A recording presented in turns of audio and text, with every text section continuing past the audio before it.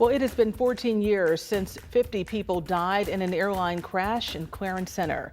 And in less than 24 hours, the victims' families will be speaking out at the Buffalo Niagara International Airport over regulations in the aviation industry after regional airlines have attempted to cut corners.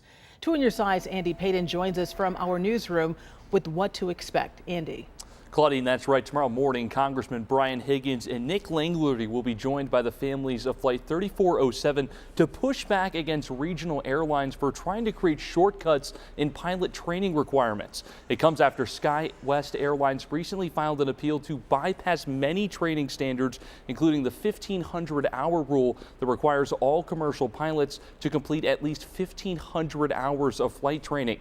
It's an attempt to resolve an industry-wide pilot shortage, but it's eager pushes like that to get pilots in the cockpit that John Kausner says killed his daughter in 2009 when Coghlan Air Flight 3407 traveling from Newark to Buffalo crashed in a house in Clarence Center due to pilot error, killing all 49 on board.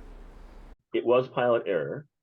I blame the airlines. I don't blame the pilot or the co-pilot. They were just doing a job. They're hired to do a job. They weren't proficient at their job, unfortunately. But the airlines put them in that situation.